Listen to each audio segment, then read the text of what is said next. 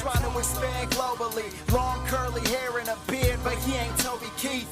You might have thought it's beef, but we gon' handle that. Stealing jerseys off of the wall like fuck Jack. Okay, he ran with that, and now he's on the loose. Put a little bit of poison in his Jamba Juice. Go ahead and drink on that, just take another sip. Need an appraisal? Shout out to Ron Huff and Dick. The kids loving this, I know you heard it, son. The purpose is perfect, every person we learn something from. Go ahead and come along, we have a little fun. A few questions, how about 31? Woohoo! TGIF. Thank God it's whatever fucking day it is. I don't know. We're still locked in the quarantine. I'm locked in the basement like fucking the big sloth from Goonies. A baby Ruth.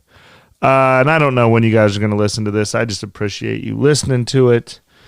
I am on day, I guess, almost 20 of being locked inside. We started on the 15th. I'm losing my mind. I think Shire hates me. I walked to the grocery store today. That's it. Other than that, I'm staying inside, trying to follow the rules, even though I see some states are still not even in lockdown. I don't know what the hell's going on. All I know is I hope you guys are doing right. I don't give a shit about anybody but the listeners to this show. Obviously, if you're a Patreon, I care a little bit more about you. No, you know I love all you guys. But shout out to all the Patreons, like I said. Shout out to everybody that bought books. If you want to buy stickers, I got 5 stickers. They are dope. You can hit me up on Venmo or PayPal. Send me $10. I will send them to you. But a better deal is to buy the book for $20. Throw in a few bucks for shipping. And I'll send you the book and all 5 stickers and a thank you note from me. And I'll write a joke about whatever you want, if you want. My boy Don hit me up today. He wants a joke about mariachis. So I'll be working on that for the next 26 hours. No, I'm sure I can come up with a mariachi joke. I would do it right now, but I can't expose the crazy process I go through of writing jokes. You want to know, honestly, I don't know if I've ever said this on here before because I'm staring at it right now, but how I wrote jokes in the beginning, I have a rhyming dictionary right here in front of me that my ex-girlfriend's mother gave me for, I don't know what reason, maybe 15 years ago. Shout out to the Lamborns, but I think that's why a lot of my early jokes were puns, because when you see that heart rhymes with fart, it's pretty easy to do. So anyway, I'm just rambling on and on like always. I just want to talk to somebody. I just want somebody to come through these headphones and reply to me, but I know that's not going to happen. But I love you guys. You know what? If you want to do me a favor, I know a couple of you guys, and of course, if you can't Patreon right now, and ever, I don't care. Obviously, I'm not doing comedy for money. Over the last month, I've exposed how little I make, how in total all I was today when Shira said she gets $618 unemployment. I was like, holy shit, that'd be a huge week for me as a comic. But I totally get it. If you can join the Patreon, great. If you can't, but you can. What is free? If you haven't done it yet, please go rate, subscribe, and leave a comment wherever you hear the show. And then if you're bored, just go on Amazon. I don't even think you have to buy the book, but just go to Amazon and give my book a good rating, because I think it's at like 127 ratings, and they're all 5-star, except for some bitch in Detroit gave it like a 3-star. One of my haters just hit it with a 1-star, which is just obviously someone hates me. I fucked somebody's girlfriend or something, but it's got a great rating. So if you can do that in your boredom, just, unfortunately that weird shit matters. Give me a follow at 31 Podcast on Instagram. Go subscribe to my YouTube channel, Brandt Tobler Comedy, or, best of all, I think the best thing you could do for me is just go to Amazon and give my book a review. And because then people are looking for books now, and you go and like, oh, this book, it has a lot of reviews and they're all good. So then Amazon will pay me like $3 a book. That's why I'd much rather you buy them from me, but who cares about any of that? Like I said, this is not the money game we're in. This is the content game. Me and Tone are still Tone's working on videos. No one works harder than Tone Gordon. I got to shout him out every episode. Thank you, Tone. He's trying to get me to get guests. He just does everything. So I just hope one day I do blow up and I will thank Tone right after Shire because I don't want to sleep on the couch. But anyway, that's enough. Let's get this episode going. My buddy Geoff Keith, very funny comedian. We talk a little more comedy than usual, but I think it's good comedy because we did the opposite of name dropping. We talked about some of the people that are shitty in this business, which I could do a lot about right now, but I'm not going to because who knows if I'm ever coming out of this dungeon. But I love you guys. Keep washing your hands, wash your butts, be good to each other, and I'll just keep trying to make you guys laugh and have fun. Here comes episode, I think 209 probably. Geoff Keith. Enjoy, friends. Oh, shit. Here we go again. Here we go again, coming to you guys from the Content Factory, stuck in my house. Thank God I built this podcast studio. I'd be losing my mind more than I am already. But I'm excited for another show. Today, my guest is a comedian. He's an actor. He's a writer. You've seen him on Comedy Central, ABC, MTV, VH1. He's been on pretty much every channel ever. And I'm glad to have him here today, my good buddy, Geoff Keith. What's up, buddy? What's up? How are you? I'm glad I could fit you in, man. Yeah. Got a lot going on nowadays. Very busy schedule. Thanks for squeezing me in. I'm sure you're very booked up. What the hell are you doing all day, every day? You know what? Because I keep telling myself and other people, I thought during this whole thing, I'm like, all right, silver lining, you know, I got some time at home, finally not on the road all the time. I can get some stuff done. And then my wife and I realized I was both home. My wife works too, usually. Her whole thing is shut down. We just watch our kids. Our kids are 2 and 3, and it's beginning of the day. Like, they wake up early still. Not as they used to. They used to wake up at like 6. Now they wake up sometimes like 7:30. But I mean, it's just beginning to end. And then you'd think, you know, when I was younger, I know how old I am because I have kids, but when I was younger, I used to be like, I'm just going to grind all night. You know what I mean? I'll stay up all night and work on this project I got. I'm real excited about it. Now it's just, the kids finally go to sleep. And my wife's like, you want wine? And I'm like, yeah, sure. Do you want to drink every single day? Because I do. And the thing is, my wife is the best drinker ever. My wife is the type of person who's like, I had a rough day at work. I need a glass of wine, or I need a beer. And she'll have a beer, or she'll have a glass of wine. And I need to like watch my drinking because I don't know what it is. I didn't drink in high school. So I think because I came to drinking late. And you remember when we used to hang out in LA and everything, Yeah. with, you know, Di and the Moose and everything. I was never like always hanging out, always drinking. And then because when I drink, there's something in my brain. I can't just have one beer. So I used to be in super good shape. So I used to diet. And so on a day when I would drink, it was kind of like a cheat day. So now my brain is wired that way. So if I have a beer or a glass of wine in my brain, I'm like, oh, we're fucking partying? Cool. Like, let's go. No matter what's around me. So I really have to pull it back. My wife is like the best drinker. So she's like, let's have a glass of wine. I'm like, cool. And then I just look at the bottle after she goes to sleep. I'm like, can't waste this, right? Yeah. Don't want to waste this wine. Yeah, I'm with you. My girl, she's the same way. She can just drink a little and shut it down. And luckily, I haven't drank this whole time. I'm going to try to make it a month for the first time in my life.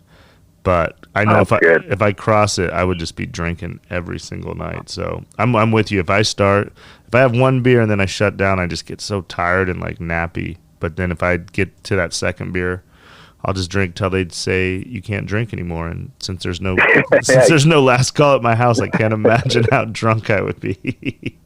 Exactly. Yeah. All right, here we go. Let me hit you with some questions. Let's get this thing started. We're both very, very busy, so thank you for squeezing me in. Question number 1, where are you from, and where's the best place to eat in your hometown? Oh, man. Well, I'm from El Toro, California, which is now Lake Forest.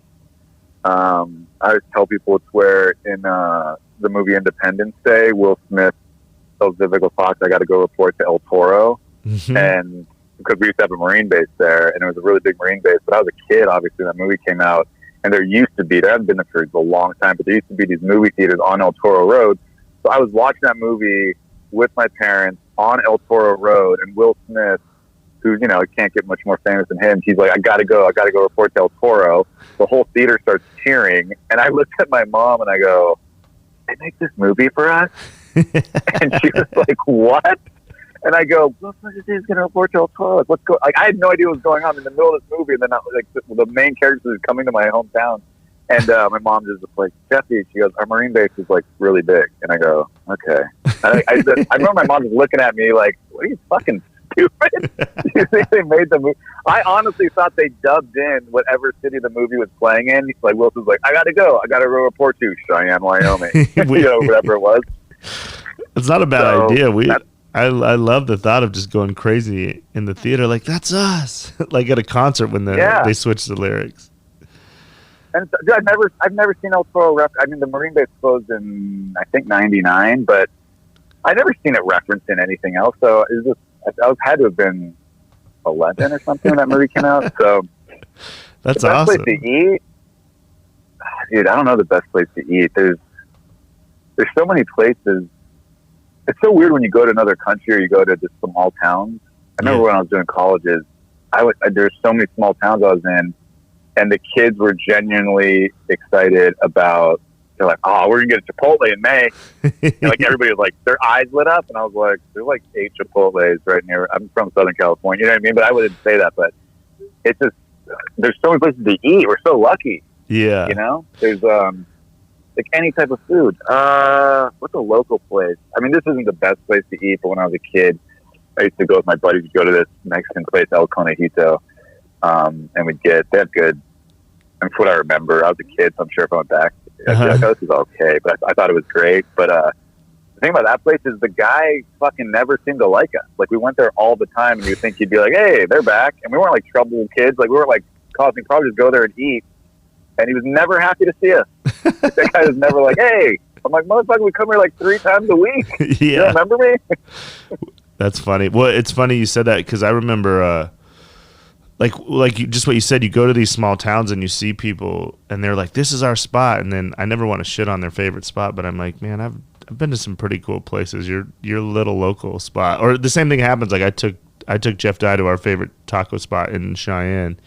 And Jeff's just like, yeah, not really for me. And I was like, at least the rest of us are usually smart enough not to piss on everybody's favorite spot, but that's funny. You know what's funny about the real quick about the small town thing? My mom, when I was doing a ton of colleges, my mom goes, Steffi, like, when's the time I could go like out with you? And I looked at my schedule when I wasn't flying, you know, 'cause when I was doing that, I was flying sometimes like every other day. And I looked, but sometimes you'd be in a spot and you could just drive for like a week. And I go, okay, I go fly to Philly on this day. And I go, I'll pick you up from Philly. And then I'm doing like a show in Delaware. And then after that, I'm just driving through Pennsylvania. Excuse me. And I go, and I've been to Pennsylvania a bunch, like in all these like small places before. So I was like, I've been to some of these places. I go, you'll like it. You know, it's a lot of small town stuff. My mom's from Southern California. She grew up in Southern California, like LA, and then she moved to Northern California at one point, came back down. So she basically like a Southern California girl, right? And so she has this vision in her head that like every small town must be like kind of fun and folksy, and like, you know, I send her pictures from these small towns and she's like, oh my God, I'd love to live there. And I'm like, no, you wouldn't. But like, it looks, you know, nice. So my mom comes out. It was a fun trip because I told her to, I go, don't leave. I go for 7 days straight out of colleges, and then I go on Sunday, don't leave on Monday because I'll show you around Philly that last day. And I knew she'd like it because Philadelphia is such a cool historic city. She loved it. So anyways, like we were in like Shippensburg, Pennsylvania, or some small town in Pennsylvania, and we're eating at some diner, and my mom just assumed in her head that the food was going to be so fresh and good and whatever. And so like the waitress comes up, she's like, and she thought everyone was going to be all nice and stuff. So then the waitress goes like, oh, she goes, do you guys want some rolls? And my mom goes, oh, are the biscuits homemade? And the lady was like, what? She goes, I don't know. They're like in the freezer. That's funny. And my mom goes, oh. And then we're eating the food, and my mom goes to me, she goes, Jeff, this food isn't very good. I go, no shit. I go, this place fucking sucks. This is what it is. She's like, I just thought it'd be different. And then she went to a place to get fudge for my dad, and they go, we're not making fudge till around Christmas time because like nobody really wants it right now. And my mom was just thing after thing was just disappointing her in these small towns. That's right. She got a real taste of road life. Well, back then when you were doing all those colleges, do you have was there one college that went bad? Because I just recently did a college like this last year, and I'm 42, so I didn't realize how old I was until I did a college, and shit that I do in comedy clubs. They were just like, I just had to go to crowd work to survive, but I wouldn't say I had a nightmare, but I kind of ate it. So but everyone has these college stories about the kids complaining and shit. Did you have any brutal college shows? Man, just to go back to when my mom was on the road with me, the first show I did was at University of Delaware, and at that point I'd been doing a lot of colleges, and this show was set up like not great, but not bad at all. Like they had the cafeteria sectioned off at night, and they had chairs and stuff.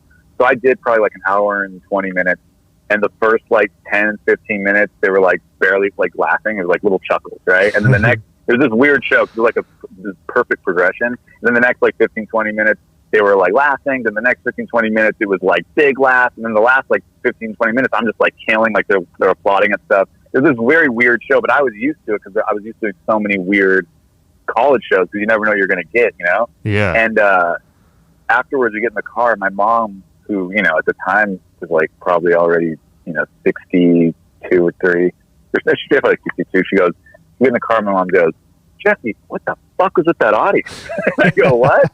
And she goes, she's like, no offense, but she's like, that stuff you're doing at the end was not like that much funnier than the stuff at the beginning. I go, Mom, these kids, like a lot of them, most of them, maybe all of them, like I'm like the first live stand-up comedy show they've ever seen. And I'm from Southern California, so the way I talk is kind of like, sometimes I notice the way I talk when I was in different states, even though I'm not, it just comes off aggressive, you know? Like I come off very in your face, even though I'm not like an in your face guy.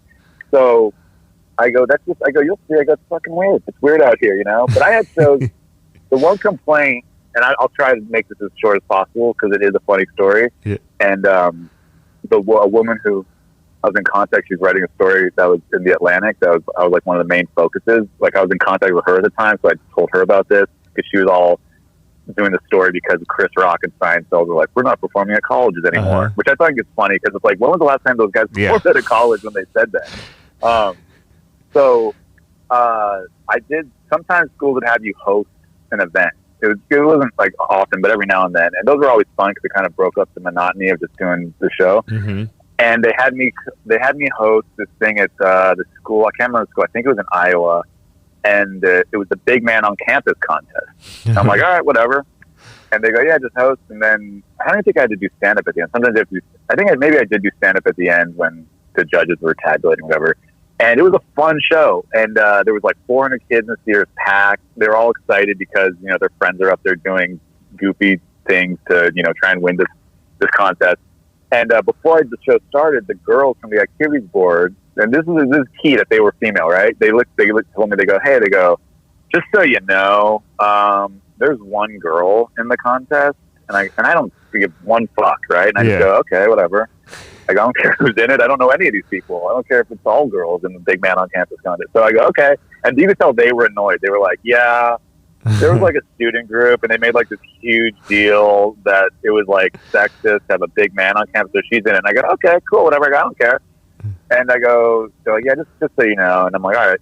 And so I treat this girl in the contest the same way I treated everybody. Like I would just make jokes in between. And I remember like one guy was out there, and he had some like spandex bodysuit on, and he was doing some goofy stuff. And the thing that was funny is like you could just see this kid's dick the whole time. Right? Just like this. Very thin spandex suit, and I would make jokes about it. Like I'm making jokes about his dick, and like the judges were like the president of the school, you know, the head of like the whatever department, you know, the dean of school, like all these like, and they loved me, right? Yeah. And so the girl, like at one point, she came out in this outfit, and she was like a chubby girl, and she had like these. I just remember she had like these. Her boobs were just like out. You know what I mean? Like they were just like very exposed. And I'd already made jokes about this one dude's dick, so I like made a comment like when she walked up, I like looked at her chest or something. I go, "How are you guys doing tonight?" or something. I said something like that, and then I go, "Oh, there you are," whatever. And then everyone laughed, and then and I also did more for that girl than anybody because one of her talents was making this disgusting drink, and she was the only one that forced me to participate in her thing. And you know how I am, dude. Like I'm very laid back. I'm like, whatever, I'll drink this gross drink and ham it up on stage for her, you know? And so anyways, after the show, president of the school. Everybody comes to me like, you were fantastic. That was great. I was like, kids had so much fun. Everybody's shaking my hand. And this girl comes up to me, not the girl who's in the competition. And it was another fat girl. I have to say, dude, fat white girls may be the worst, right? They're on fire these last 4 years. They quit training for the Olympics and just trained to fucking complain at white dudes. I think the worst drivers are always overweight white women in an SUV. I've been saying that for like 12 years. So anyway, this girl like waddles up to me angry, and she goes, "Hey," she goes, "Can I?" I think she said like, "Can I tell you something or whatever?" And I could tell like this girl's mad about something. I don't know what. So I go, "Okay." And I purposely like put my hands behind my back, like, not be like defense or anything. And I just like lean in. And she just goes, "I was trying to say so like what you did to like whatever that girl's name was." She's like, was blah blah blah. She's like just kind of like yelling at me about nothing. And like nobody else, and everyone sees this happening, and they're all rolling their eyes behind this girl. And I just go, "Okay." I go, "Okay." I go, "I appreciate you coming up. Thank you." That's all I said, right? Then the girl, she leaves out like she left out the back of the theater, right? And then so the people come up to me like, "Oh, sorry about her." I'm like, "Whatever, guys, who cares?" Like, I didn't think anything of it. Then I go, "Hey, like, how did I get out? I got to go to my car." And they're like, "Oh." And then so I walk out a different way, but it goes around, and I guess I ended up where like that girl was, and she's talking to her friend, and she doesn't know. Like I'm like 20 feet behind her, and she goes, "Yeah, I went and talked to him, and he was a fucking dick." And I was like, "What?" Yeah. How was I a dick? So I just go. I was just gonna like let it go, but I just was like, "Excuse me."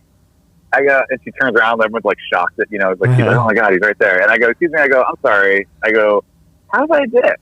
And I'm like purposely doing like a nicer tone and everything. I go, "How's I a dick?" And she goes, "You're a fucking asshole." And I go, "Why?" I go, "What are you talking about?" I go, "You came up to me. You had an issue." I go, "Which is fine if you took something a certain way." I go, "The whole faculty and the students all were telling me that, I didn't offend anybody." I go, and then you came up to me and all I said was like, "Okay, thank you." That's all I said. I go, "So I'm just curious, like how I was a dick."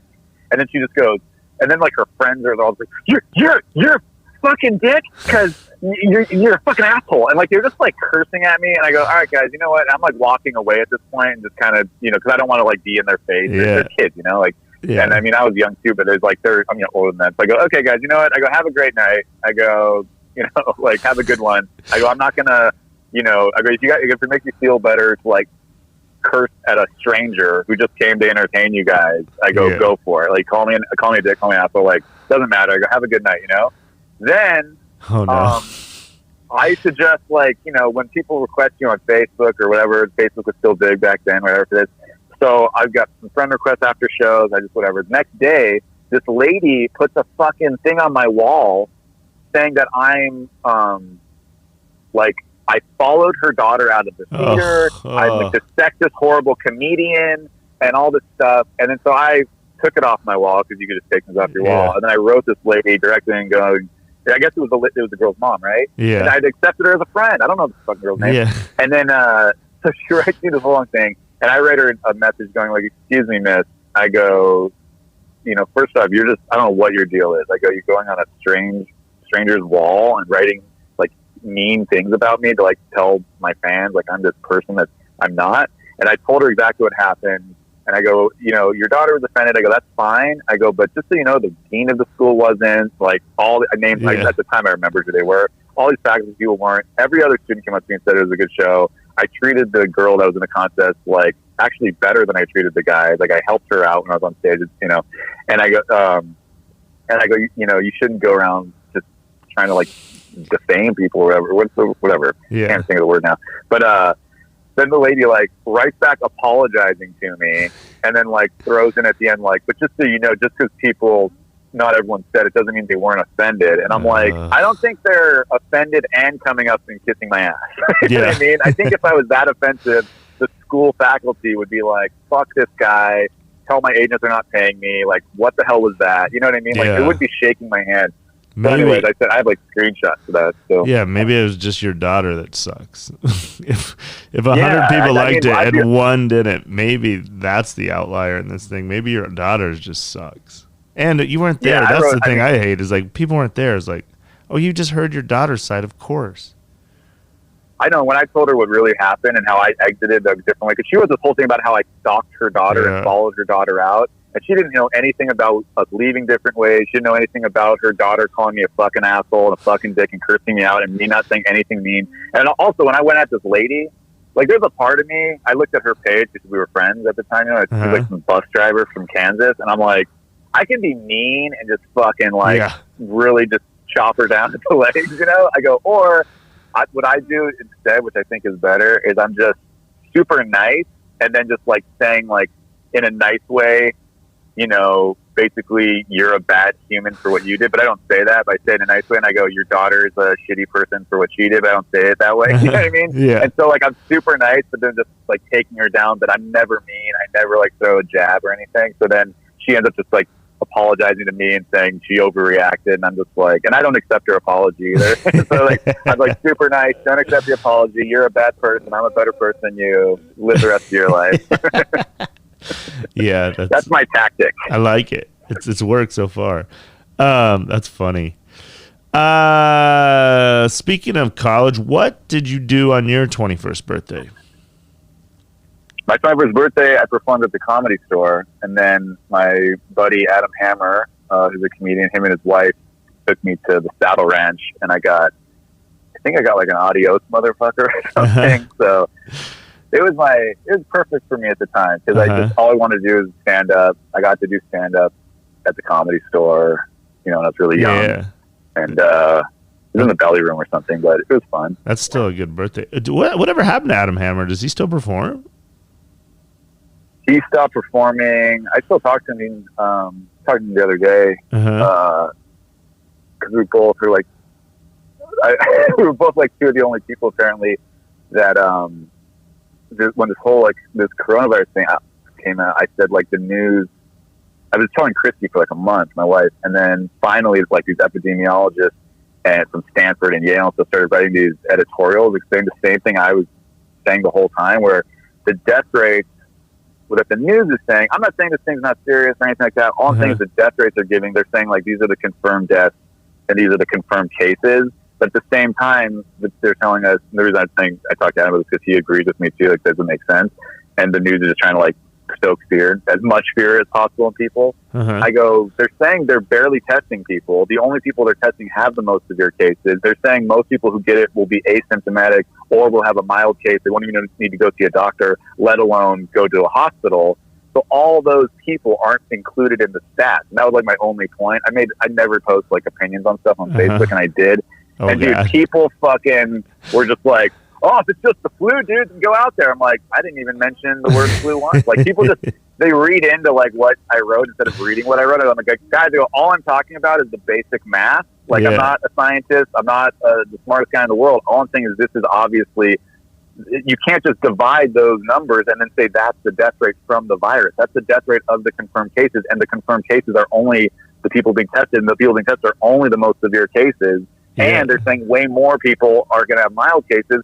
So you'd assume that this 1.6 or whatever it was at the time I posted it, percent death rate in the United States is probably, and I've seen epidemiologists say it could be as low as 0.05%. It might be like 0.3%, but it's not 1.9 or 1. You know what I mean? So anyway, so Adam and I agree about that. So we've been talking like a couple of fucking, we have no friends left people. Well, you guys, but he doesn't. He's been producing stuff. Oh, he was producing a show for Complex for a while. That Black website. So he's making money. he figured it out. Well, he's helping produce. Yeah, he's producing that with it's some internet show with Gilbert Arenas. Oh, that'd be sweet. Like, yeah. When's the first time you asked somebody for an autograph? Oh, dude, you know what? I don't know if I ever asked anyone for an autograph, because even from a young age, I thought that was weird. I remember my dad, this guy worked for my dad. I know I keep going on these tangents, but this one's actually very interesting. Good. This guy worked for my dad. My dad's in real estate, right? So he manages some properties, and he like owns some properties now. But there's this guy that worked for him, Michael Minatoli, who's this real character. And this guy is like, for like decades, was like the biggest like Hollywood party crasher. Like he didn't know anybody in the business. This guy would sneak into the Academy Awards every year. He'd sneak into the Grammys. He'd sneak into like anything you could think of, right? He went on stage with Outkast in, I think, 2005 when they won a Grammy. Like, he just walked on stage with them. And this guy knows fucking nobody, dude. He would get into the after parties, and it was all just because he knew how to bullshit her. So that guy, he snuck us into the MTV Movie Awards, and I was 14, and my brother was 16. And for a while, we were sitting next to Chris Tucker and Jackie Chan, and it was like the height of Rush Hour, you know? Yeah. It was in like 98, I think. And then he's like, guys, we're probably not gonna be able to sit here for like much longer. So, because it was like for celebrities. So then he ended up getting us backstage. Like, nobody, it was just fucking bizarre, dude. Like, he just walked wherever he wanted. And we were on the red carpet for a while going in. And then he saw somebody that he knew didn't like him or something. And so he like goes, let's get off the red carpet. And then we like went in, sat with the celebrities. Then we went backstage. So I was meeting like Mike Myers and J-Lo, I remember. Ben I have like a picture with Ben Affleck. I have the dumbest look on my face. And it's like, is it Ben Affleck or Mike Myers? And I'm like, I have like droopy eyes. I blink a lot. And like, I'm blinking during the picture, but this is like this is before, cell phones, nice digital camera stuff. So, but I don't remember asking anybody for an autograph. And I've obviously met a bunch of people. I always thought it was weird. Oh, you know another reason why? Because I remember one time we were at the Las Vegas Hilton when the ESPY Awards were going on, and we didn't realize that all the basketball players were staying there. And I remember, was that at Bally's? I can't remember where I saw Michael Jordan like playing Baccarat, I think that might have been there, or that might have been Bally's. And Ron Harper, I remember, he was like one of the ugliest dudes ever, leaving with like two of the hottest white chicks I ever saw. Like, you just walk around the hotel with two of the fucking finest white girls who's just got the dumbest fucking ugly 6'7" face. And he has like the worst stutter too. He can barely talk. Try to find a Ron Harper interview. You'll rarely find one because it's so bad. So he had two hot hookers. Good for Ron. Yeah. And so we saw Bill Russell, and I knew Bill Russell because I was just a big basketball junkie, obviously, and I knew he didn't like giving autographs. That famous story, like he wouldn't sign with Satch Sanders, like when he left the team, the Celtics. He's like, "Hey, will everyone sign my basketball or something?" And then Bill Russell's like, "I don't sign autographs." Like his fucking boy for like just a mem. So I remember my dad was like, "Oh, Mr. Russell, like my kids just want to like," and like you could tell he like didn't want to fucking talk to us. And my dad's like, "No, can my kids just shake your hand real quick?" And I just remember feeling like really at a young age, like, "Oh man, like I'm definitely never asking anybody for an autograph because this guy doesn't want to shake my hand." Yeah, so I can't think of an autograph. That's funny. Yeah, Bill Russell. I'm sure he was intimidating as shit as a kid. I've seen those interviews when he's like, "Yeah, I'll shake your hand, but I don't do autographs." It's like, yeah, all right. I'm not gonna bother you. Another thing that annoyed me was certain people you don't realize how much taller they are than you. Like we met Chick Hearn, and he was really nice. Remember, like the voice of the Lakers? Yeah. And I just always saw like his little old man head, thinking he's like this little old man. That dude's like fucking 6'3". Yeah. I was on a plane with Mike Wilbon. I'm like, he's like a fat, short dude, right? He's like fat, and he's got like a round head, and he's got like super long legs. He's like 6'3", I think. Oh, really? Yeah, it's funny. I was so annoyed by that, dude. Annoyed that he's... That's kind of like Hollywood. Every time I met a celebrity, I was shocked how small they were, little. Except for a few people, I was like, God, these guys are little. Well, that's funny. It made me think of one of my favorite quotes is Bill Russell talking about black guys playing in the NBA, and he's like, they asked him how many black guys play. He's like, we play 3 black guys at home, 4 on the road, and 5 when we're losing, which I thought was such a great quote. I was like, that is funny. Incredible. Well, speaking of like celebrities and stuff, who have you met in life that made you the most nervous? This is embarrassing, but at the 1998 MTV Movie Awards, when we were backstage, like I said, dude, I met like Mike Myers, and I don't think we didn't talk to Jim Carrey because he was doing this weird. If you go back to the 98 MTV Movie Awards, that's when Jim Carrey had like this huge beard, and he was doing some weird. I don't know if he was doing some like method acting or something, but he was in some sort of character at the time. So I think we might have said hi to Jim Carrey, but the person I got really nervous when I saw was Redman, which is pathetic, really? Dude. I saw him and I was too scared to even say hi. I was like, that's Redman. I just took a picture with Ben Affleck and I'm like, that's Redman. That's Reggie Noble right there. That's awesome. And he probably would have been nice as shit too. I love Redman. That's funny. Dude, you want to know a funny fucking story? I did a show at West Side Comedy Theater and Larry David was on the show. Like, he wasn't supposed to be on the show, but he was hanging out because Pete Davidson was on the show, and he was dating Larry David's daughter, Kathy, at the time. So I love Larry David, and I wasn't nervous or anything. Obviously, I've been around. This is like a few years ago. This is the funniest fucking thing. And I don't mind saying these people's names because, I mean, they're nice and everything, but I'm not, like, friends with them. So Jade Catapretta was in there, and Kevin Christie was on the lineup. Or Kevin was hosting. It was Neil Brennan show, right? And I don't have a problem with either of these people. I just think the story's so fucking funny. So Larry David's in the green room. And that green room, I don't know if have you done West Side? Yeah, it's like a small. Tiny, right? Small green room. We're all just sitting there, right? And people are kind of like, you could tell in the room, we're like, I don't know Pete Davidson, so I just like said hi to him because he's on the lineup. We're in a small room, but I wasn't going to be like, hey man, what's going on? You want to exchange info? Right? Like, so I was just like, oh, hey, what's up, man? Like, nice to meet you. And then Kevin Christie, I think, was just like, he's like, Pete, remember that? Hey, we were new faces together? Like, very much like, we're friends, right? Yeah. and then so Jade goes on stage, and she didn't like the crowd, you know? Or no, she liked the crowd. She loved the crowd.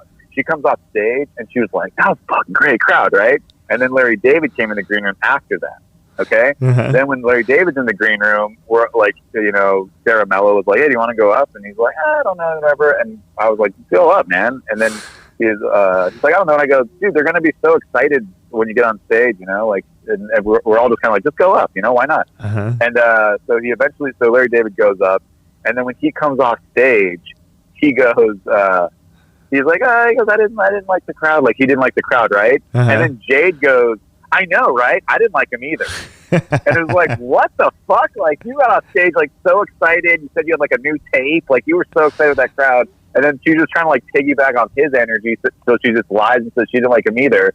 And then when Jade left the green room and Larry left the green room and all that, then Sarah pointed out, she goes, don't you guys think that's funny that, like, Jade said she loved the crowd, and then when Larry said he didn't like the crowd, she said you liked the crowd. And then the story gets so funny. There's so many layers to it. Then Kevin Christie goes, yeah. He goes, some people just like don't know how to like act, like when when a celebrity's around or something. And then Larry comes back in the green room, and then when the show's over, Kevin says, I'm sitting right next to Kevin.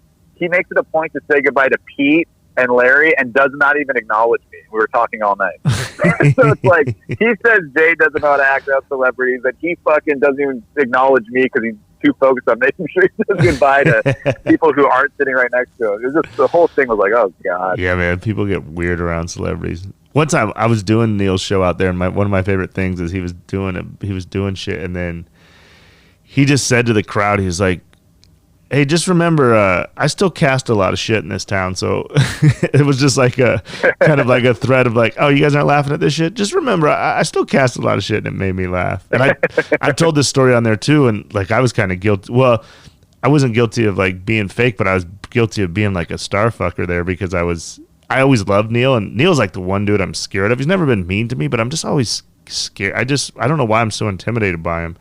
And then so I was hosting his show, and then I tried to give him I go, what do you want for an intro? And he's like, just do like director of the goods or something. So I was like, okay. But then I went out and I was like, hey, you know, your next comic, he's co-hosted the greatest show ever. And I gave him this big intro, and then he just came out and he just ripped. He's like, I don't know why he said any of that. I didn't tell him to say any of that. You know, I don't want you guys to think I told him to say that. And I was like, oh God, I feel like such a douche when I was just trying to be cool and show like how much I admired Neil. Then I just sat in the green room like, damn it, Brandt, that totally backfired. You're just like, guys, he is a fucking legend in the making. But I was just like trying, crowd alive. And I didn't realize it till after. I was like, oh, I see why you don't want an intro like that. I mean, I'm sure he knew I was just trying to be cool, but then afterwards I was like, oh yeah, he's just out here trying to work out new shit. He doesn't need the fucking biggest intro ever. I was like, oh my, I was still just like, fuck man, I fucked this all up. I was always, so I've heard other people say that like Neil kind of intimidates them, or people said, I've heard somebody told me like Neil's a dick, and I'm like, I've always gotten along with Neil. I think because when I met him, there's certain clubs that you meet somebody at, like you just always have like they have respect to you or something, but this is like, I think probably right when he moved to LA or something, or not really, maybe when he started doing stand-up, or when he started doing stand-up again. I don't know if he did stand-up in New York and all that. Uh-huh. But I met him at the Comedy and Magic Club. So we'd always be on shows together, and we'd always just like talking. He was always really nice. And I remember like it does think it's funny because like a long time ago, I was like, how were they? I go, how were they, man? And he's like, good. He's like, I did almost as good as you. Like, that's what he said to me. And now he's like super famous for stand up, and I can't get fucking anything. But anyways, oh, go ahead. Oh, go ahead.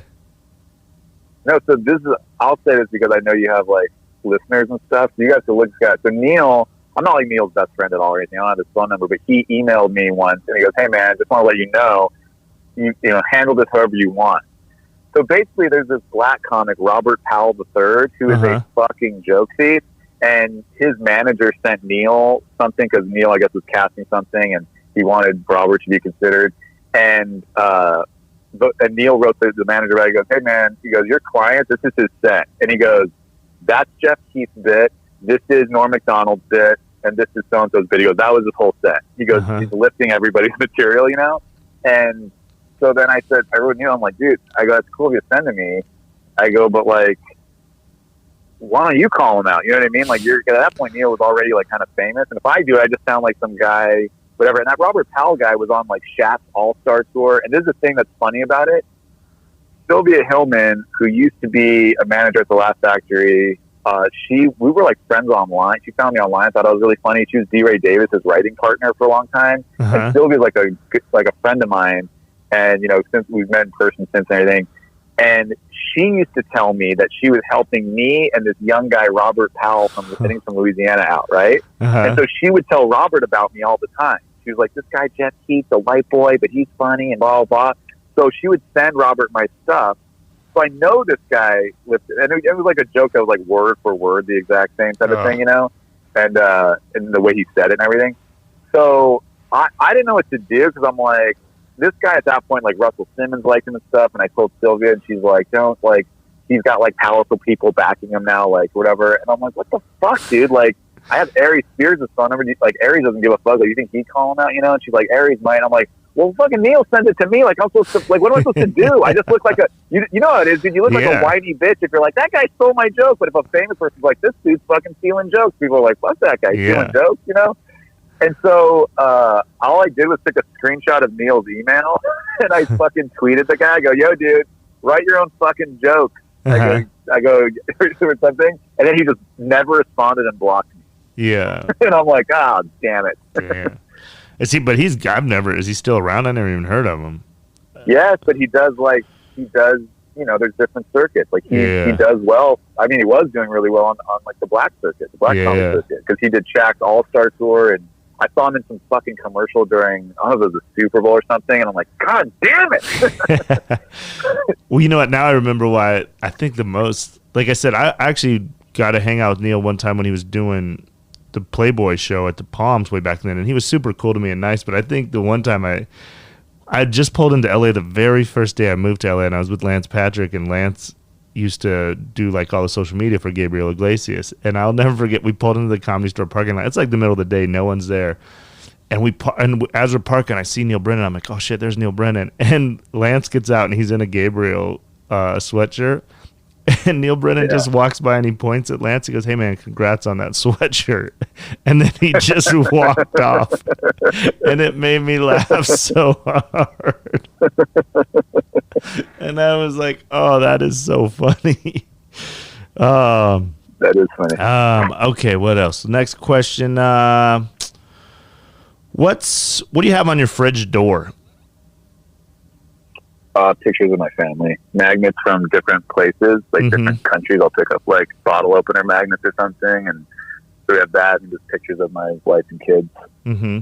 Well, do you collect anything? A picture of me and my dog. Yeah. There's a picture of me holding Shiggy on there too. Nice. Yeah, you know what I collect is when I go to a different country, especially since I started doing these cruise ships. But I would do it when I would go just travel to other countries too. I'll pick up like a little, I guess you could just say knick-knack. Like, I don't collect shot glasses or anything. I always pick up shot glasses for my mother-in-law.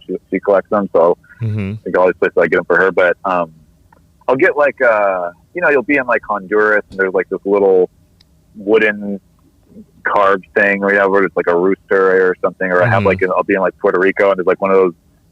I guess it's like is it ceramic or something, and it's like a little. Those like little cars that they got like little people in them, and there's like fruit and shit on top. It's like one of those. I'll get stuff like that, and it's funny because when I hold my son up, we have these pictures in the house, of like me and my wife, and now there's pictures of the kids. And I used to hold my daughter up, and when she was really little, and I would teach her like mommy and daddy. I would just go mommy, daddy, daddy, mommy, like all these pictures. And when I do it to my son, that's where I kind of keep those things, a lot of them. And he's like, huh? My son's just like trying to grab the toys. I'm like, those aren't your toys. Those are daddy's toys. That's funny. Well, what do you do on cruise ship like in the day? Is it like quarantine? Do you spend a lot of time by yourself, or how does it work? Right. It's so fucking depressing. Really? The road can be depressing, just being in a hotel room. Well, yeah, just being by yourself. Being by yourself. You can walk out of the hotel. You can go like explore the town. Like even though I was doing those colleges and I was in like tiny towns, at least you can like see what the town looks like or something, or go to some place. Cruise ships, man, are fucking so depressing, and it's more depressing because everybody else is on vacation. Yeah. Everybody else is they're with like a loved one. You see like a couple, and I'm like, oh, I miss Christy, or you see, a family, like I miss my whole family. And it's funny because when I would just blow up my wife constantly when I'm gone, just so I can have some interaction. And I'll be on like some beautiful island in the middle of the Caribbean or something, and the background looks beautiful, and everyone's partying. I'm like, babe, what's up? And she's in the middle of like a busy day. She's like, oh, look at you just partying it up in the Dominican Republic while I'm here with the kids. I go, I missed you. I called because I was about to cry. And she's like, oh, yeah, it looks like it sucks over there, Geoff. I'm like, it does suck because I'm not with any. Like, that's one thing I learned a long time ago is the key to like happiness in life is shared experiences. Like if me and you go do something together and we're buddies, or you have to be able to turn to somebody and be like, that was cool, right? Like what if I saw like a mermaid or something, you know what I mean? I'm by myself and I see a mermaid, I'm like, oh, hey, I'm turning to no one. Everyone just doesn't believe me. Like if I'm with you, I'm like, dude, remember that time I saw a fucking mermaid? And or I'm with my wife or something. So I hate being alone. Sometimes there's always one other comic on the ship, and they do their shows too. Like they do their shows, you do your shows. You don't do your shows together, which I do enjoy that a lot. But sometimes the other comic's cool, and sometimes it's like a fucking just like what you would think a cruise comic is. You know, like blow my fucking head off, dude. I don't want anything to do with you. Yeah, that road. I always dreamed of doing the road until I started doing the road, and then man, it gets just so lonely. It was fun like the first time through all the cities, and now I'm just like, people are like, are you gonna come to my town? I was like, I don't know, man. We don't understand. The show part's great, and it's it's fun, but like I always say, like if you're in Dayton, Ohio, like Thursday through Monday, after like you go to the spots that you found the other times on Thursday, but then Friday, Saturday, I just sit in my hotel room, fucking miserable sometimes. Yeah, and that's the thing too is, first off, I wouldn't have been able to do cruises when I was younger because I didn't have the material. You have to have a lot of material to do these shifts. You have to do all these different shows because people just come back. They like you, and then they come back, and they want to see a whole new show. And so you have to do all these different sets. So I couldn't have done it when I was younger, but it would have been fun, I guess, if I was younger because the crew, you can get to know the crew, and you can hang out with them. The crew, like, they all hook up with each other and stuff. But I just have zero interest. I'm married, so there's like I don't want to make friends with anybody. Some of the crew are fucking weirdos that are jealous that you're a comedian, so they'll just like talk shit about you. Like I had that happen on our ship randomly. I thought this guy was like cool to me, to be from St. Lucia, and then I found out he's just like spreading rumors about me. It's just like they're just losers, right? Some of them are losers, but then it's like, so if I was single and I could go to the crew bar, and the crew bar's cheap, and you could like meet, I guess, some other crew chicks and have sex with them in your tiny little pathetic cabin. Like, I guess that would be fun, but I'm just married and I don't do that. And I just don't want to do, so I just fucking sit in my room. I keep my headphones in all the time. I go work out. I try and read. It's sad. Well, speaking about like when you used to be single, what was like the craziest or weirdest thing you've ever done to impress a girl? Ooh, to impress a girl. Oh man. Well, you were doing stand-up young, so you could probably just bring them to shows, right?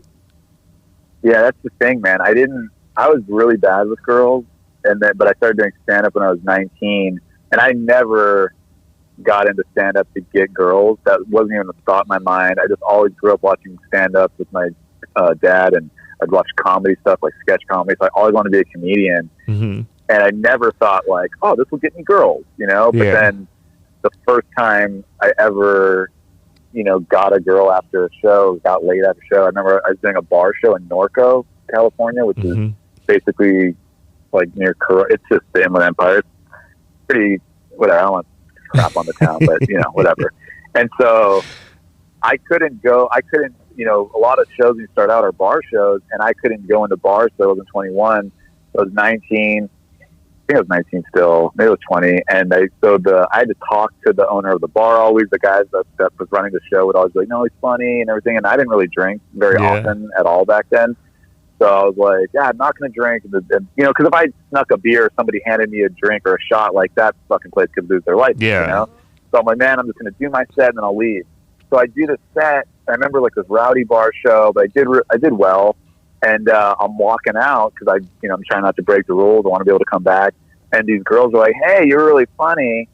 And they're cute, you know? And I just go, guys, I'm sorry, I can't stop. Like, I'm not 21. I have to get out of the bar.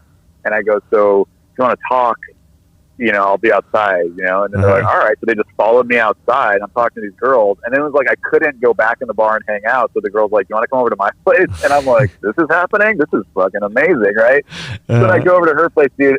And, dude, this girl lives with her brother who looks like, I don't know, dude. He looked like a killer, right? Like, this guy looked like a fucking white trash murderer. And I walk into, like, this tiny house that was under the freeway, basically. Like, it was almost directly under the freeway because it was so right off the freeway. And it was this tiny house where, like, he was sitting on the couch, and that wall backed up to her bedroom. Oh, God. And then I just had sex with her banging against that wall where her brother was, like, you know, 2 inches away, basically. Holy and so shit. I was just like, man, so I never really did anything. When I was younger, I think I did things to impress girls. I was so bad. You want to know a funny fucking story about me? I guess this is kind of trying to impress a girl. So my best friend Sean told me when I was younger, you know, like probably like 18, 19, he goes, dude, you're too aggressive with girls. Like, you let them know, like, you like them too much. You got to play it cool sometimes. And Sean was like, you know, stud athlete, like he played pro basketball and everything. So I was like, all right, like, okay. So I got to play it cool. I'm like, all right, you're right, you know? So I worked at a restaurant, BJ's in Irvine, and, you know, a lot of the girls there were young and they're really cute, you know, because they're hosts and waitresses and stuff. And, I really like this girl, Mandy. And so she was like, hey, you should, like, she went to college at, I think, Concordia or something. So I go over and hang out with her. And we had, like, I remember, like, the whole time Sean's in my head, you know, like, play it cool, Geoff. Like, don't be all aggressive and stuff. I played it cool. And we had this, like, beautiful, like, hangout. Like, you could just tell we really liked each other.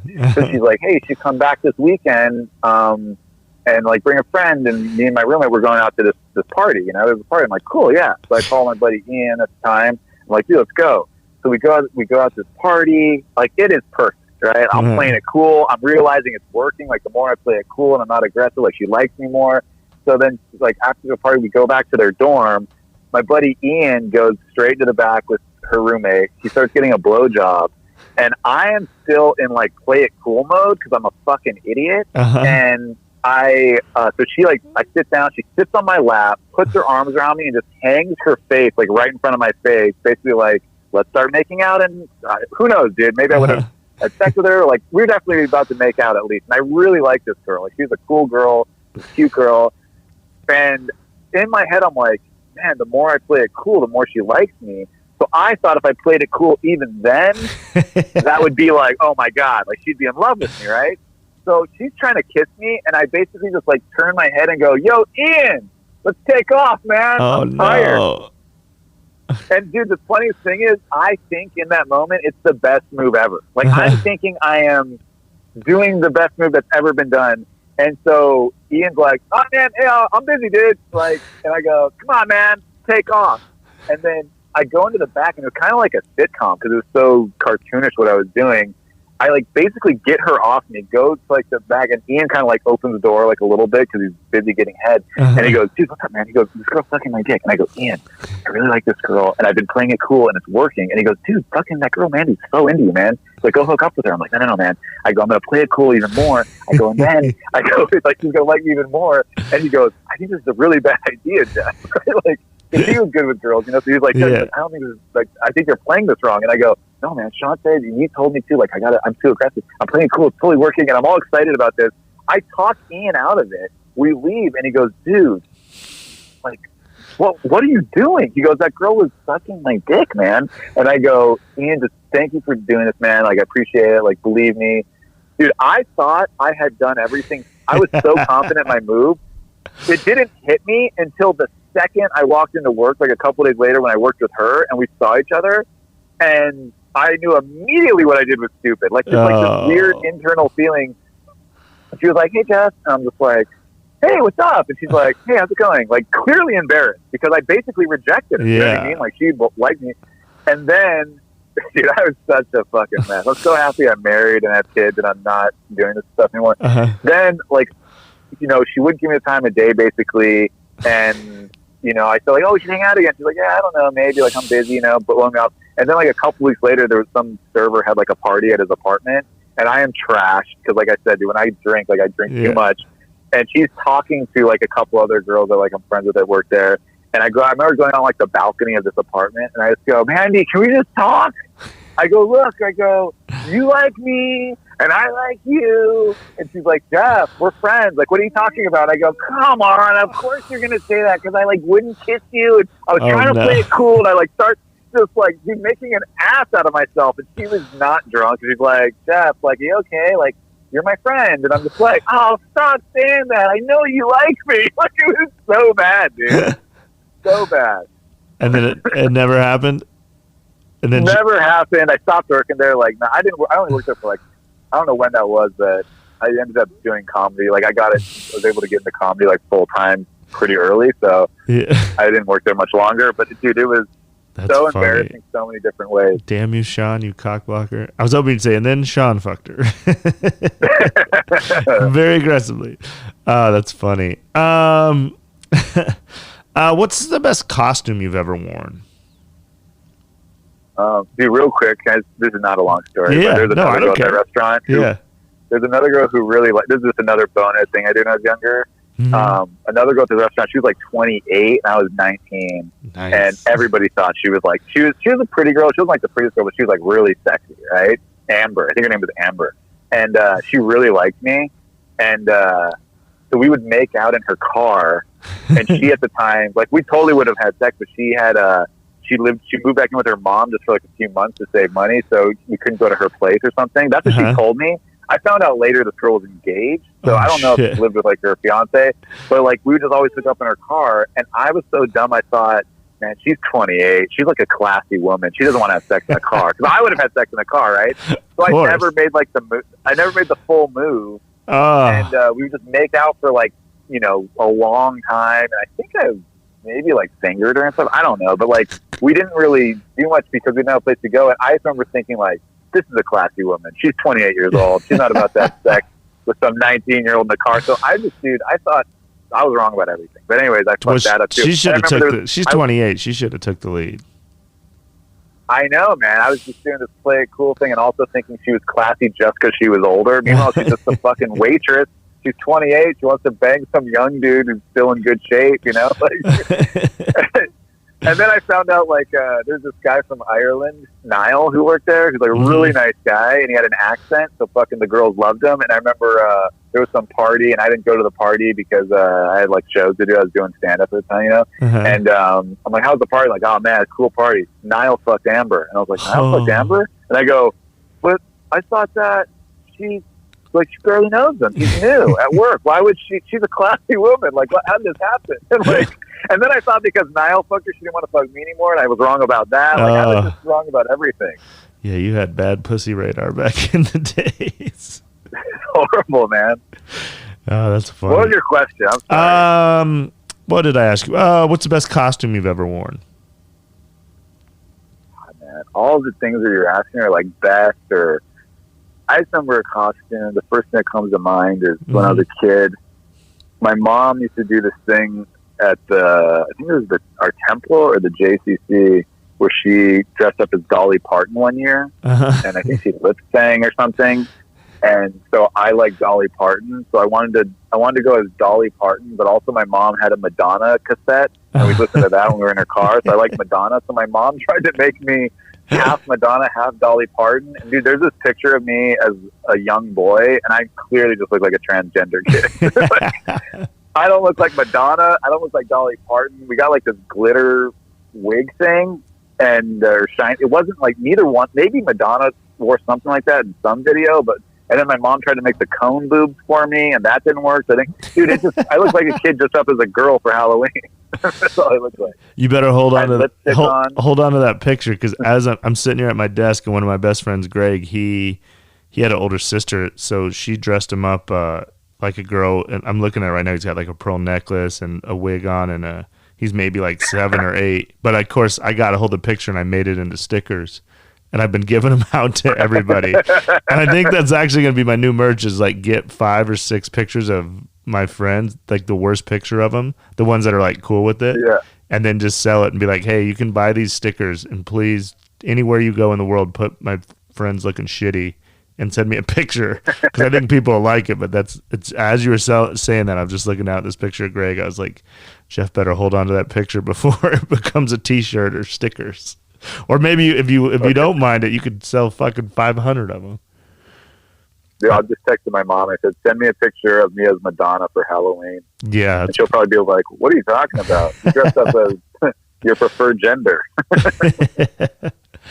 Let's see. Have you ever been arrested? Yeah. Oh, really? I was arrested. Yeah, I was arrested for DUI when I did University of Pacific. And again, dude, that's my old friend Ian was in that story too. I drove up, did the show.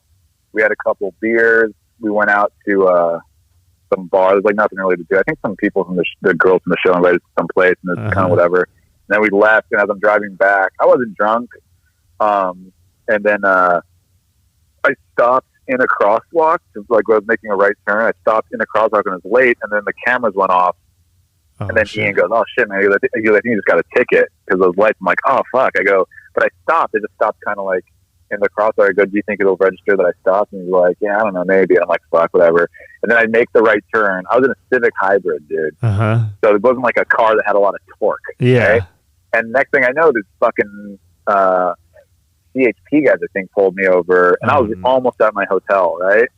And I learned a lesson though, because if they say, "Have you been drinking?" If you say no, and you weren't swerving and you weren't driving drunk, and you're not drunk, you're not like slurring your words and shit. If you just had like a couple beers and you're not drunk, if you say yes, like, "Oh yeah, I had 2 beers like 4 hours ago," that still gives them probable cause to pull you out and do a sobriety test. So I should have just said no. So I said, "Yeah," I had 2 beers, but that was hours ago.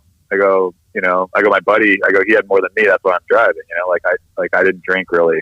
Yeah. And then they go, "Okay, well, you kind of, ran that red." And I go, "I didn't really run it." I go, "I stopped. I stopped late." Like I was very coherent. I really wasn't drunk.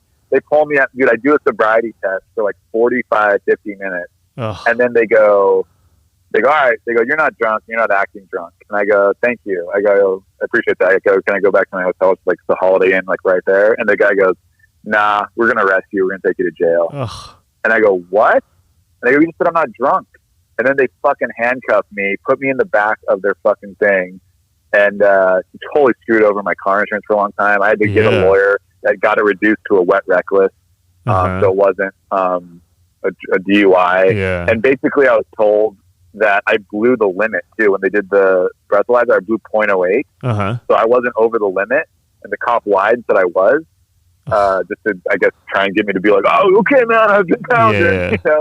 So I was told that if I wanted to pay like all like the $10,000-$15,000 in lawyer fees, I'd easily get thrown out. But they know that once they arrest you, you're just gonna, do the night in jail. Yeah. The thing that was funny about it is when I did HBO, that Down and Dirty with Jim Norton show, that was almost out.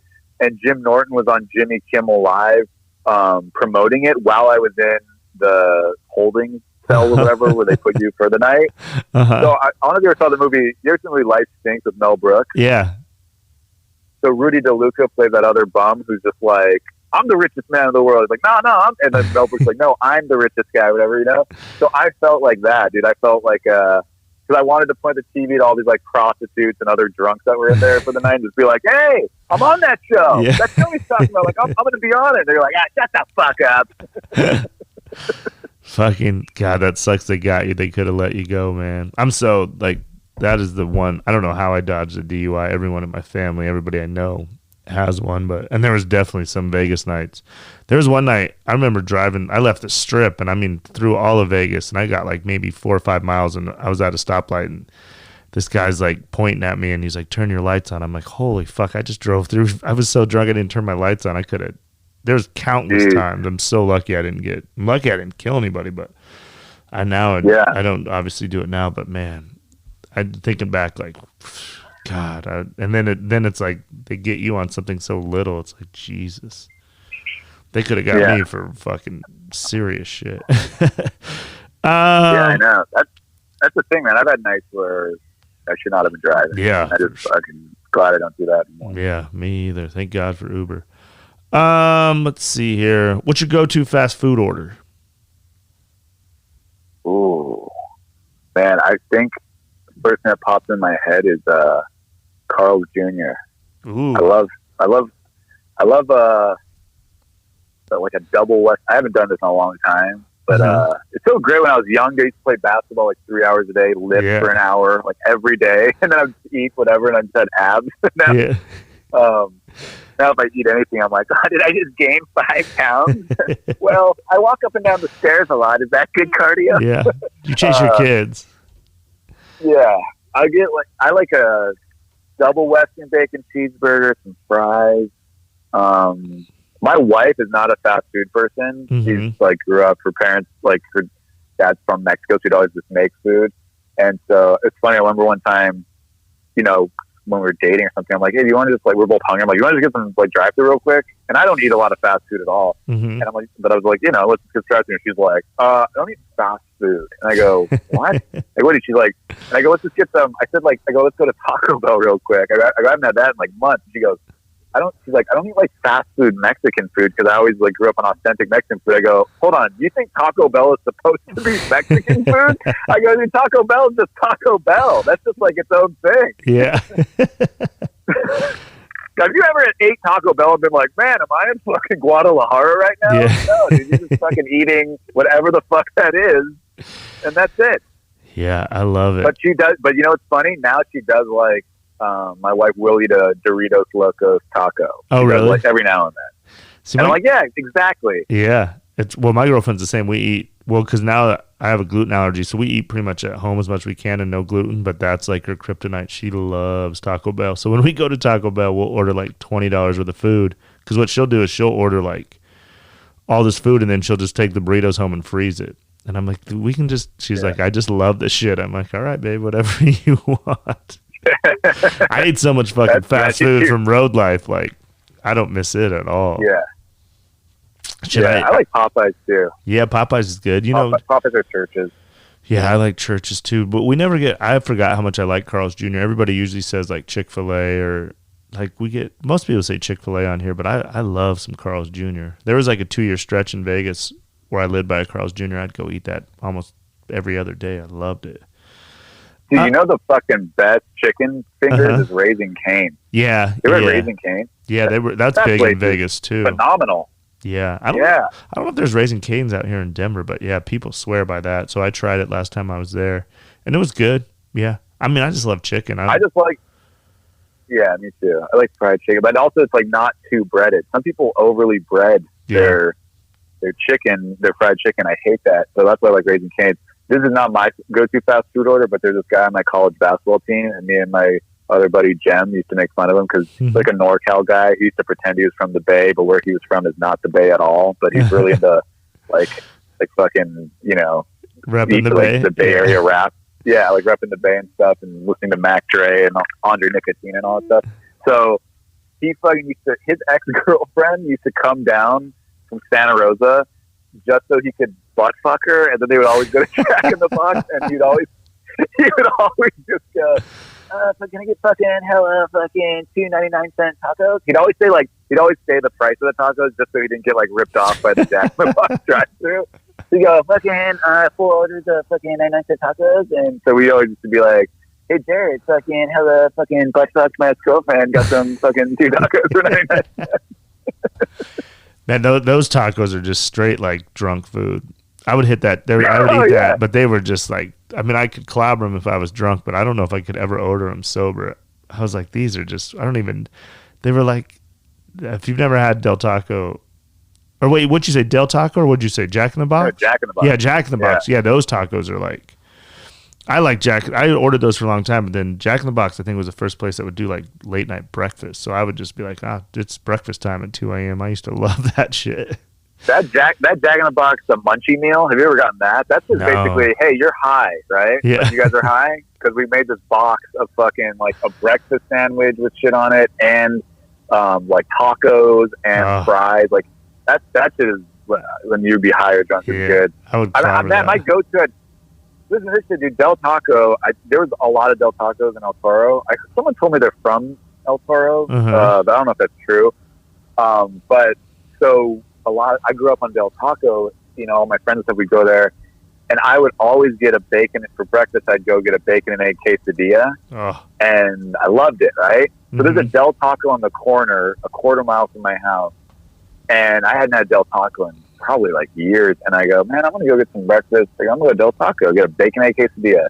Dude, I drive through, and I go, hey, can I get a bacon egg quesadilla? They go, we don't make those anymore. And I go, what? And they go, yeah, we haven't made those in like a year and a half. And I go, you mean like this establishment or the whole chain? And they're like, yeah, the whole chain. I go, how is the bacon and egg quesadilla off the menu? That was like one of the saddest moments. Oh, yeah, it's crushing. I just looked it up. Del Taco started in Yermo.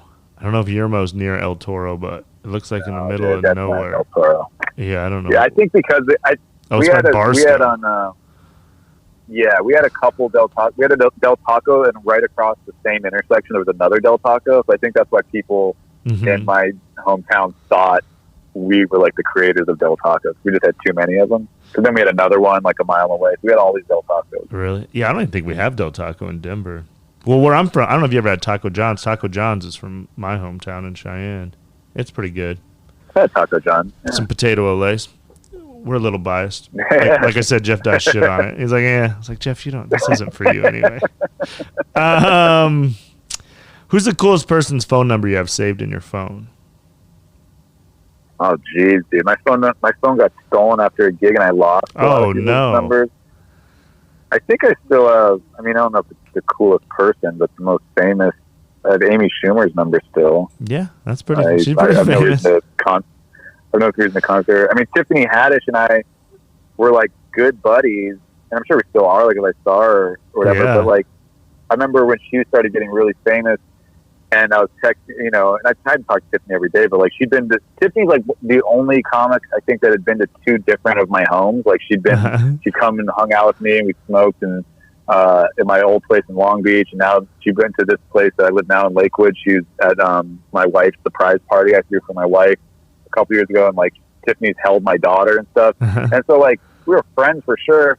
And then like I'm texting her one time, when I saw her on Colbert. I think the first time she did Stephen Colbert show, I'm like, man, I go, Tiff, I'm so like happy for you. It's fucking awesome. And she's like, thanks. Like, she's like, this is great. I'm like, well, enjoy it. Like you deserve it. Because I remember Tiffany when like her ex-husband like beat her and stuff, and like she came to Laugh Factory crying, and I felt horrible, and like I'd like console her and stuff. So like Tiffany's had like a rough life. She grew up in foster care, so I was so happy for her.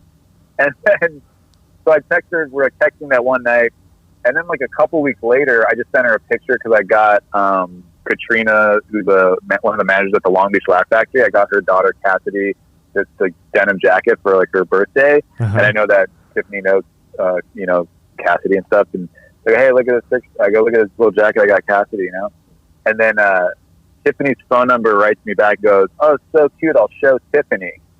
And I was like, this is my fucking text.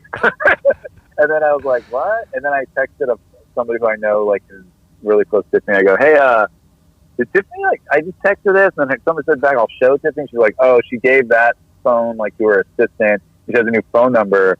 And I go, that's fucking, and then it's like, I know she's so busy, so she's not like going through like, oh, I need to make sure I give Jeff my new phone number. She's like, yeah, she's just been giving people her new number when she sees them in person. And I haven't seen Tiffany in like probably 2 years because I'm always out of town and I don't go hang out at the clubs anymore because I have a family. There's no point. And so I'm not that does anything anyways, like hanging out at clubs. So I haven't seen her. So I mean,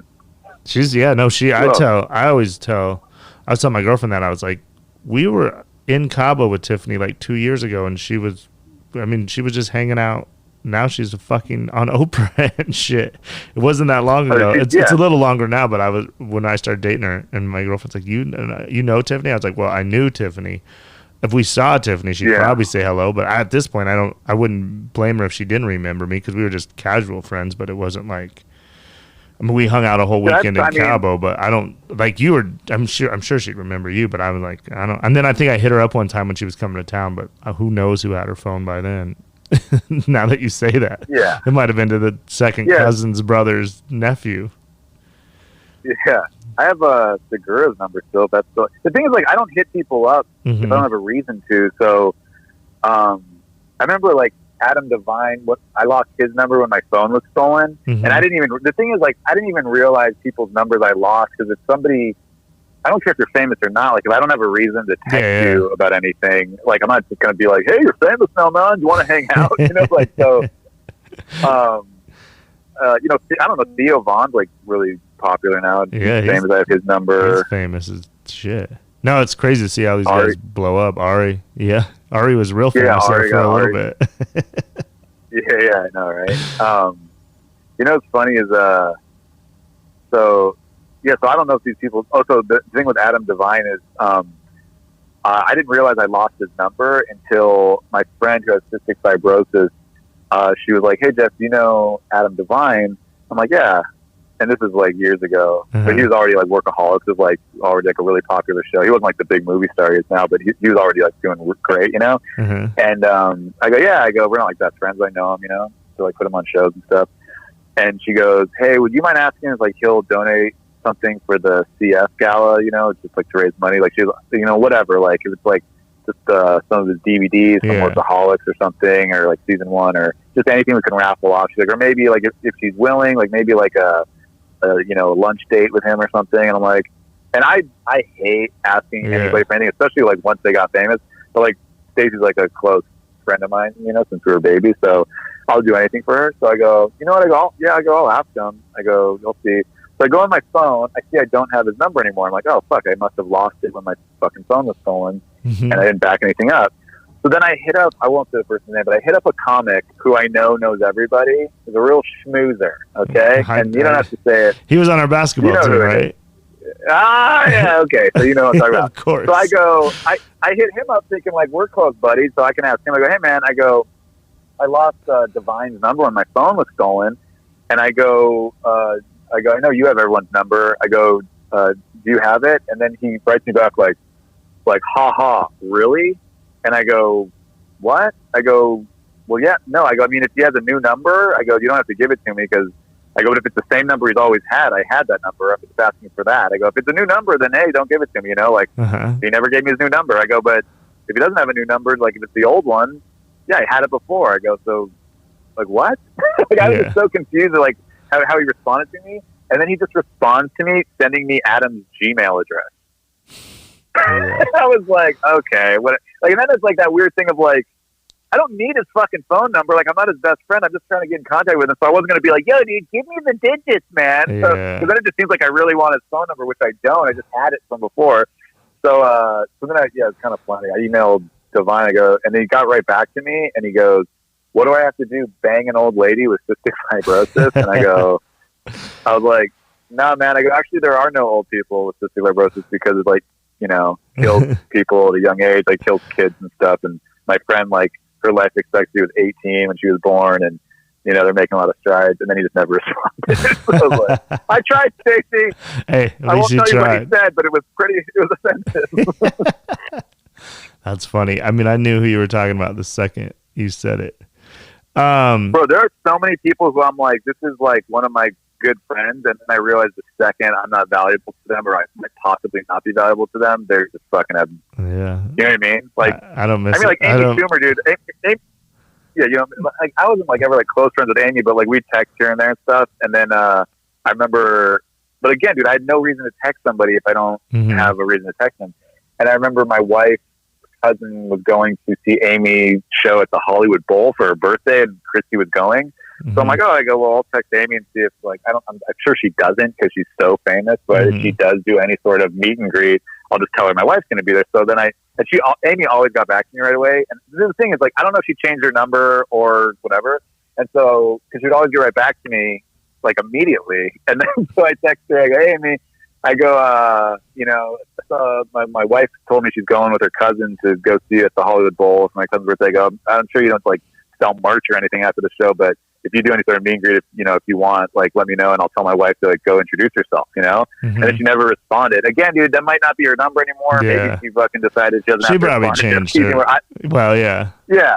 You would hope not, though. Yeah, and then so she never responded, and I just go, all right, well, that's the last time I'm fucking texting her, Yeah, this shit, it's crazy how some of these people we worked with are now fucking movie stars. You know who I'll say this, Segura's got back to me every time, and he's been so sweet and good about it when he has no reason to. He's been, Segura's the best. He's a really nice guy. Yeah, he let me open for him the other day in Comedy Works. He did the show at Comedy Works for 300 people, which just to work out some shit, which is crazy because I saw him, because he let me go backstage like maybe 3 months before, and he sold 10,000 tickets in one night. I was like, this dude. But he couldn't have been, he was cool. That's so unreal, dude. Like, I knew him and Christina a long time ago. I remember one of the stories I feel horrible to this day. I lost my voice for an entire day once. I have no idea why. I wasn't sick. I wasn't like yelling the night before. And the next day, Tom and I were driving up to San Jose together because we were both not opening, but like we're on Jay Moore's shows, and Jay would put us up after him, And so I told Tom I'd drive because I had that hybrid at the time. And he shows up, and I text him, and I go, yo, man, I don't know what's going on. I can't talk. Like, I don't know what's going on. And we're about to be in the car for 5.5 hours. And, dude, I go, I can't. I'm going to be the most boring person in the car. But it was fine. I eventually I remember he would talk, and I would just kind of like nod and stuff. But it was like, I'm like, man, this fucking, I mean, it sucked for me because I didn't know what was going on. Like, I didn't get my voice back. And my throat didn't even hurt, dude. It was the weirdest thing. And then, so I was scared about that, but then I'm like, this fucking poor guy has to just sit in the car with a mute for fucking 6 hours. Wait, did it come back in time for the show that night, or you weren't even able to perform? I told Jay, like, when I got there, I could kind of sort of get like a little bit of voice, and I was like, I can't talk. I go, my voice. And then like Jay goes, go to the lobby and get ginger from the sushi cart and eat ginger. And he goes, get some honey. And he goes, and Jay it was like weird, like he knew about like whatever the fuck was going on. And he goes, by the time the show starts, he's like, your adrenaline will kick in, and he goes, and you'll be able to get it out a little bit. And by the time the show started, I was able to I had a microphone, obviously. My voice was very like weak, but I was able to do it. And I had like an okay set, considering my voice. And then the next day it was back. Oh, really? Back. And I never knew it happened. But I was going to say, another person who I used to be friends with and now haven't spoken to her in years is Whitney Cummings. So we'd be on the phone for like over an hour sometimes together. Not like every day or anything. I wasn't her best friend. And then I saw her. I'd been out of town, and I saw her like years ago. She was leaving the Comedy Store, and I was going, so we were like just passing on Sunset. And I go, hey, and like I went to like give her a hug, and then she just kind of looked at me and nodded and kept walking. And for years, I was like, what a fucking bitch, dude! What? Who does that? We used to be buddies. We would talk on the phone and like all this stuff for like all the time. And then I finally realized, like a year ago, maybe because she didn't recognize me. Because a lot of times I had like a beanie or a hat on or something. You know what I mean? Like maybe she was just like in her head and just thought somebody was like trying to, say hello to Whitney Cummings. Yeah. And I go, so it took me forever to be like, oh, she might not have just recognized me. Yeah, if I shave my beard, I wonder if I still have her number. People have no idea who I am sometimes. Man, that's scary about your voice. That is so scary. Well, speaking about that, Yeah. what's the worst physical pain you've ever felt? On my back for sure. When my back was really, really bad, I couldn't even get off the couch. My parents had to drive to my house to walk my dog. Damn. I had like the nerve pain that's in when you have I guess my disc was pinched or whatever and is out of place. The shooting, like you could lay down on the couch and I would just get shooting pain all through different parts of my back and my legs. It was excruciating. Wait, so is it better now? It was worse than childbirth. Yeah, it's better now. I went through this. I was told I needed back surgery. I really didn't want to have back surgery. And then my mom goes, well, my friend, she's like, talk to Tammy because she went to this like non-surgical spine care center, and I went there for a long time. And it eventually, like, they do this thing where they basically, long story short, they hook it to this machine, and it's like very subtle, but like it pulls your rib cage and your pelvic bone like back and forth, like very gently, and it's supposedly like hydrates the joint, and then the disc slowly over time slides back into place, or slides back into place enough that it's not completely fucking you over anymore. So yeah, man, my back is still messed up, and it's not like it was at all. Like I haven't had pain like that in a long time, but sometimes my back is really stiff, and I do have to make sure I stay hydrated. I stretch, like I do different stretches. I have gravity boots, and I'll when I'm in town, like, you know, every other day, I'll hang upside down for like a couple minutes. Totally decompresses my spine a little bit, helps out. Oh, nice. So, but that pain, dude, was just fucking unreal. Yeah, I've had. It's really like, yeah. I've had little bouts of it, and it fucking just crippling. I couldn't get out of. One time, my rib popped out, and they had to pop it back in, and that helped. But I've had a couple times where my back, I just like. But it's the scariest part is I just woke up, and I remember the first time I woke up, I couldn't even move or get out of bed. I was like, "Is this how it is the rest of my life?" And then luckily it went away like a day or two. So I've only had just brief instances of it, but man, it fucking hurts for sure. It's the worst. Yeah, I couldn't walk. There was times, even when my back wasn't as bad, but it was still really bad, I couldn't walk on certain floors. Like, I was never aware of what floor I was walking on, but if I was at a store and the floor was linoleum, it was kind of like the floor is lava game. Like, I couldn't walk on it. It was like just every step on that linoleum floor was horrible. Ugh. You know, I'd be happy when there was like carpet and stuff. It was just terrible. Damn, that sucks. That is awful. All right, let me get you a couple more. I'll get you out of here. I'm sure you're busy, very busy today. What's the best gift you've ever given or received? I think the best gift I've given is this fucking house to my wife. No, that's pretty good. That's a good gift. I think probably like just something like handing somebody something. I don't think anything beats like the engagement ring I got my wife. You know, she liked that. I spent a lot of time. It was like she said it was like perfect. I remember I was like texting her friend in a group chat trying to figure out like what type of ring. But I don't know how girls are. Like, I'm like, have you guys talked about this ever since you've been friends? Like, what type of ring you want someday? And they're like, no. But I would send pictures, and then when I sent this one, they were like, that's the one. And I'm like, they all were in agreement. There's like 3 or 4 of them, and they were like, that's the one. So, and I know my wife really loves her ring. So yeah, I'm in that world right now. We just started looking at them, and I'm like, holy shit, this is a lot. This is a lot. Yeah. And I don't know. I want to get her the one she wants, but then she also wants to be surprised. And I'm like, I'm a comedian. I don't know how to buy a fucking ring. They took us in, and the thing too is there's all these rules about like the letter grade and the color and all this shit. Yeah. I was like, what the? I just want the one she wants and just be done with it as cheap as possible. I know. I would think back to the girls that I would, cause there's a lot of girls, in my life before, and the ones, that some girls are like, yeah, I just think it's like a weird BS tradition, the whole engagement ring. And you're like, yeah, and it's like you don't end up with that girl ever.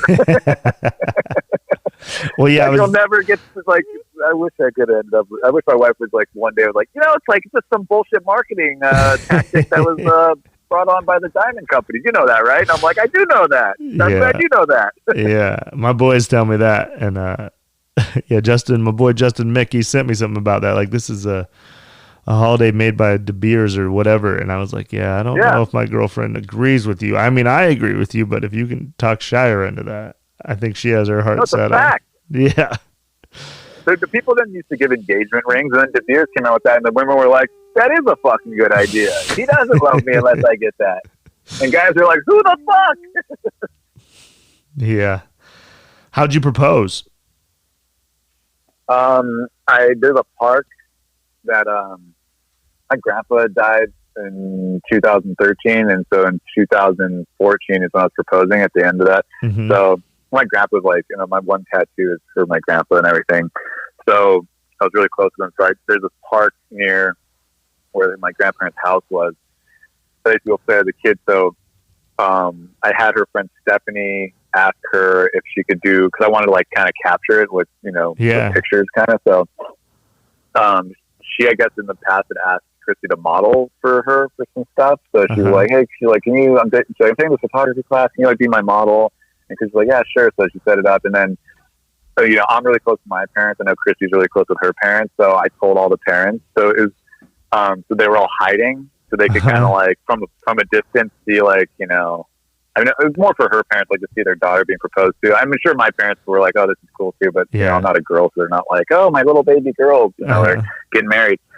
So like, I just snuck up behind her and, after, and she's taking pictures and she turns around and I got down on one knee. At the time, my back was still like, it wasn't as bad as it was, but it's still like not great. It was like, I was on the one knee and then I remember Christy thought it was a joke. She's like, what are you doing? She's like, is this serious? Are you joking? She kept asking me if I was joking. And I'm like, at one point I go, are you going to say yes at any point? Like, what's going on here? So I wasn't nervous about her saying yes, but then when she never said, I'm like, yeah, you're going to say yes? And then she goes like, yes, of course, or whatever. And then like, our parents like had like this long walk over like on the grass. And it was funny because it was, it had rained like semi recently. So there's some spots that were muddy. So I just remember our parents were walking up and they're all kind of staggered separate. And it kind of reminded me of that movie Twilight when all the fucking vampires are like meeting up against to fight the werewolves or the other vampires, whatever it was. It was just like a weird scene. That's awesome. And then we all went out to eat, and my fucking dad, like, I could not make my,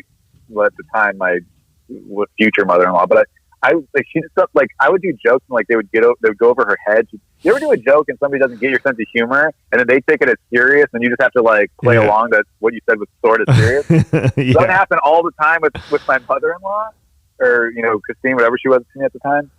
And then when we all got to eat, and our parents, my dad is just like firing off corny joke after corny joke, and she is dying laughing. I'm like, are you kidding me? You're killing with Christine, and I can't fucking. I'm like always having to respond. Like I'll say something, they're like, well, I don't know, like I don't really. And I'm like, you thought it was serious? Okay, whatever. That's awesome. Well, yeah, that worked out perfect. Well, that's cool. All right, well, let me wrap it up. Well, plug everywhere. Plug where everyone can find you real quick. First I apologize. It's called a 31. Probably you only got like 11 questions. Oh no, it's all right. There's stop talking. No, it's good. You told great stories. That's what I wanted anyway. And I forgot you did one of the first 31s anyway. You were like episode number 3. I think it was Sickler and then Jay Larson and you. So I kind of navigated around. Well, that was probably 5 years ago. So a lot of the answers have probably changed, but I navigated around and got we got great stories. So I'm happy with it.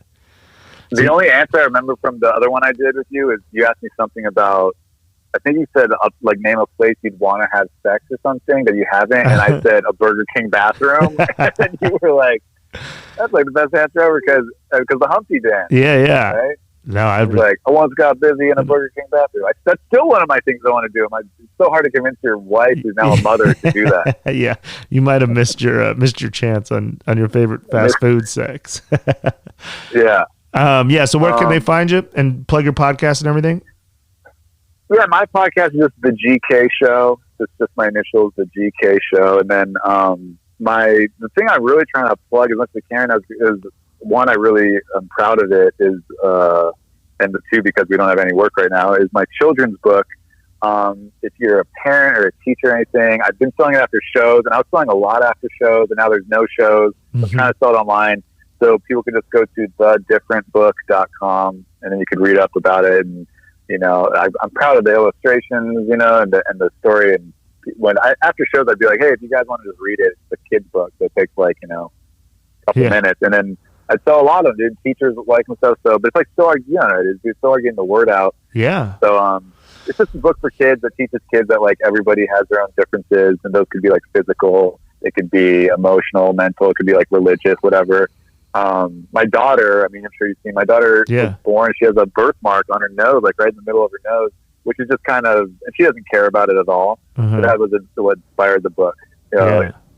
So I just remember growing up, dude, like there was a one kid that had like big ears. I remember there was a girl that was like taller than everybody else. She felt like all lanky and awkward. There's like the one Muslim kid at my school. I was like the one Jewish kid. Like there's all these different ways you can feel. Some kids don't have a dad or something. You know what I mean? Like there's all these different things. So that's like the point of the book. I'm horrible at pitching the book. No, it's awesome. Read it, they like it. Well, yeah, and your kids are stuck home with you for a month, so pick up the book and read it to them, and that's awesome. It's cool. And I can tell you're proud of it, which is awesome. There's nothing better than making something that's going to make people happy. So that's awesome. And then you're all Instagram, everything Geoff Keith? Yeah, it's my name. But, you'll see how it's spelled when you put this out, I guess. Right? Yeah. With a G. All right, perfect. Well, thanks for doing this. Before I ask you this last question, I just want to say thanks. And go pick up the book. We have no shows. You can get my book. You can get his book. Help us comedians survive this awful fucking whatever the hell's going on. But thank you for doing this. And here's the last question, as always. If you could script your last words before you die, what would they be? Oh, jeez. I guess I'm hoping. Fuck, dude. That's like the hardest question. I can't tell you about banging a chick in Norco in front of her brother again. That was pretty good. I don't know, dude. I just hope that my kids would be there, and my last words would just be thank you after they said something really nice to me about what a great dad I was.